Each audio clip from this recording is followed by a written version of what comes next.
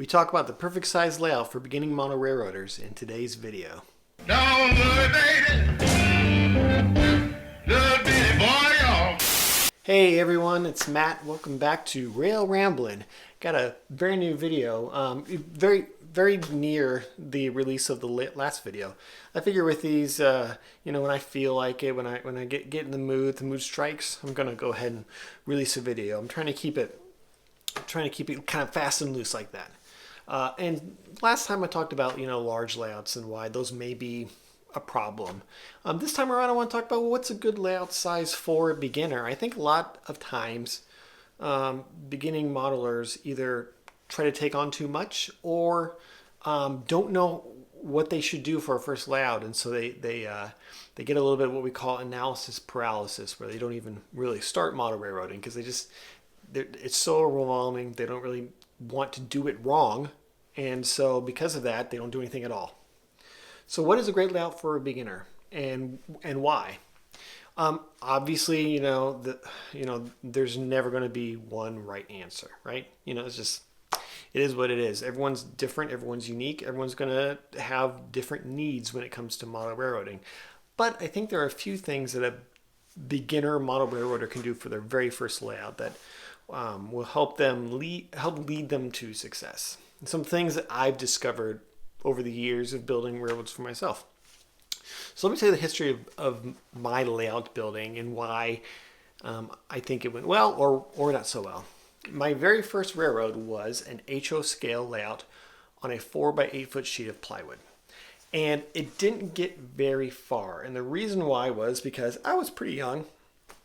And for me, at that point in where I was as a modeler, 4x8 feet was a lot of railroad. It was just big. And I didn't really have the space for it. I had a room with a corner that I could stick a 4x8 foot table, but that meant I couldn't get to the back of that table very easily. I kind of had to climb on top of the table to get to the back to, lay track and wire.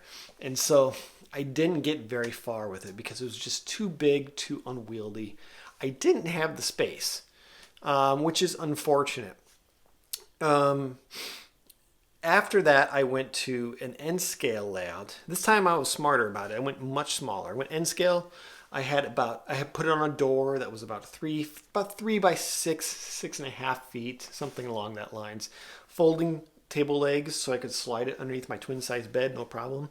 I even stuck that layout in the back of a Mercury Capri along with all my other possessions and drove from Decatur, Illinois to Savannah, Georgia in that tiny little hatchback, a little two-door hatchback with that layout inside. And it worked. I got it over there and it stayed with me for several years. And that was a success. I count that layout as being a success. It wasn't the greatest layout I ever did, but it accomplished what I really meant to do with that first one. So what was the difference between the first one and the second one? Really, for me, it was size. But a little bit more than that. It's not that a 4x foot layout is too big, but it could be too big if you just don't have the space, right? And a lot of people, especially beginners, might look at even something as small as a 4x8 foot layout and go, that's pretty small. I mean, you're kind of running trains in a circle and there's not a lot of room for switching. And I'm reading these magazines. Pick back up the old Great Model Railroads magazine again.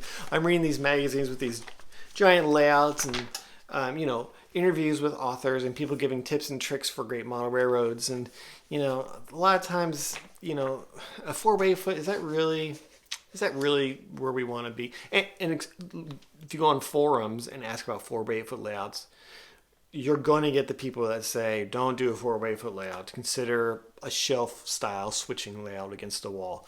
And I was one of those people for many, many years. My fourth layout was a shelf style switching layout that I had against a wall in my basement. It was 2 feet by 10 feet.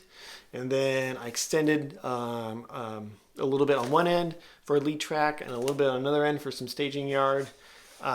Just as I sort of grew, and that was that was perfect for me. That was the last layout before I started working on this one. Perfect size for me. And a lot of people might suggest that for beginners with less space. I don't think that that's a great layout for beginners because you can't do continuous running on a shelf style switching layout. Um, you know, a 4x8 foot layout, you can run a train around in a circle. A 3x6 foot N scale layout, you can run a train around in a circle. And there's something really magical about that. If you talk to people who have been in model railroading for a long time, they'll say things like, well, you get bored of that quickly. Maybe. I could see where they're coming from there. I think that a layout the size of a 4x8 foot layout, you're going to get bored with eventually. You know, whether it was a switching layout that didn't have the circle runaround thingy, or if it was a 4x8 foot layout. Smaller layouts, eventually you're going to want to move on. The advantages of continuous running on layouts like that is if you're a new model railroader, that's what you really want to see. You want to see trains run. You may be interested in operations, and certainly you can do great operations on a 4x8 foot size layout. But you really do want to see trains run. And I think it's important for new model railroaders to get that experience of just sitting there with a drink, watching trains run around in a circle. I think that's a good experience, and that'll let you know what kind of railroader you are. If you get too bored of seeing trains run in circles, maybe you're more of an operations guy. If you find the work of moving cars in and out of sidings and doing a little runaround maneuver so you can get over into this siding over here and then collecting all the cars and putting it back on the interchange track, which is all stuff you can do on a 4x8 foot layout. If you find all that tedious, maybe you're a guy who loves watching trains run. Nothing wrong with either one of those. So I used to be a guy who would say 4x8 sucks. If you go on my blog, you'll find that I've got a post there that says 4x8 foot sucks.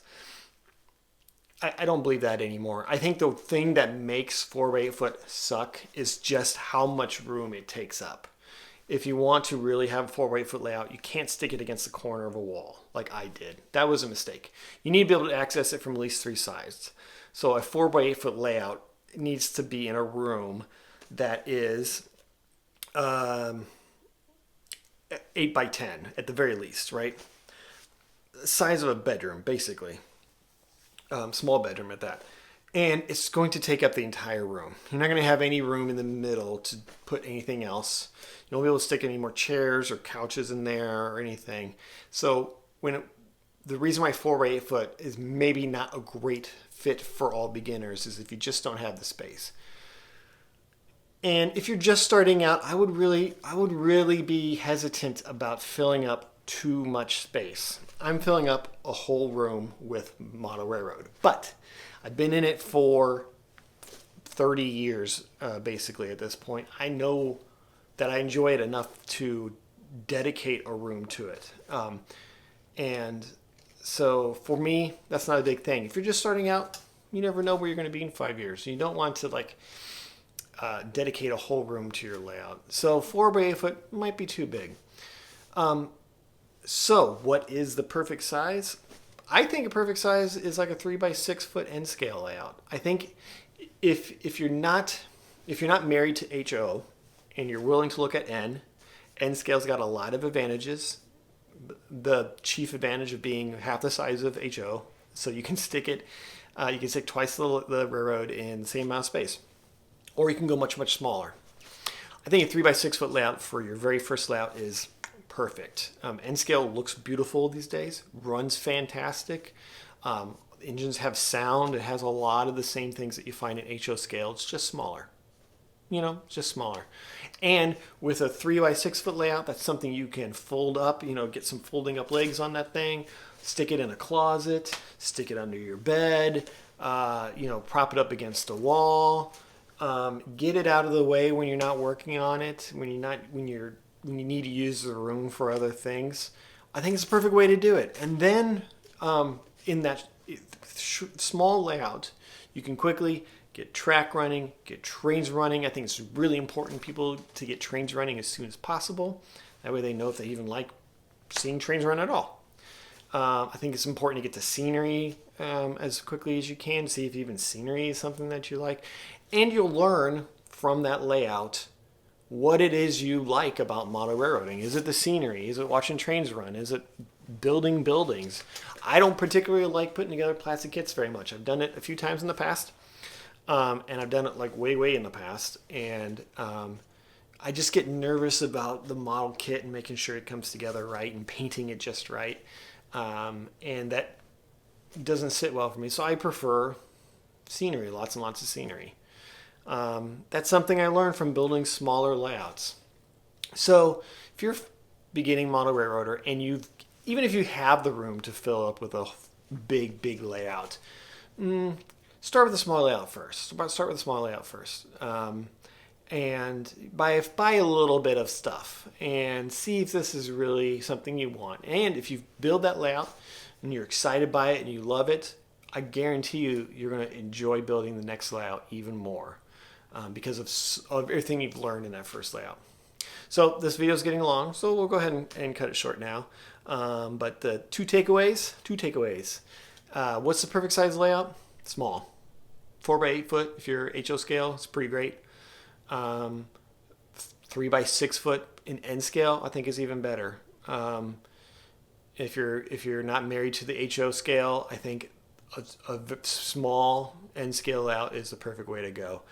I would even suggest going and getting yourself a subscription to Model Railroad Video Plus magazine.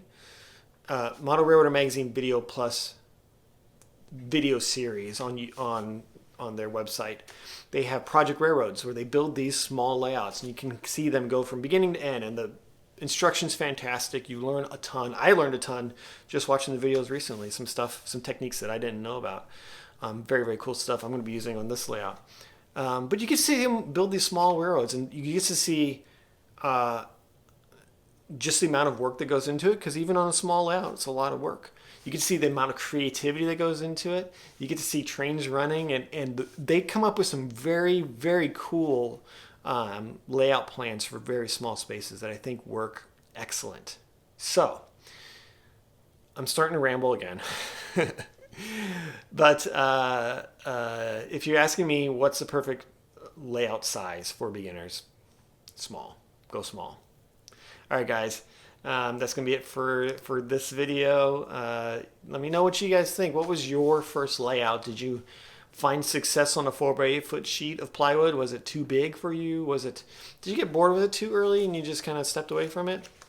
I don't know. Let's talk about this in the comment section and yeah.